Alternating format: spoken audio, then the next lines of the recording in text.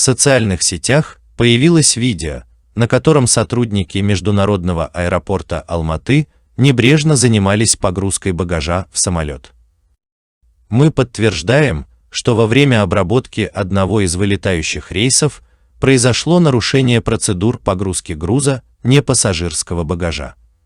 Сотрудники, задействованные в обработке груза, получили дисциплинарные предупреждения, как отметили в международном аэропорту Алматы, чтобы избежать подобной ошибки. Весь персонал по погрузке в аэропорту проходит инструктаж, они также получили раздаточные материалы относительно правильной сортировки груза. Проводятся дополнительные проверки для контроля правильности процедур загрузки, пояснили в воздушной гавани.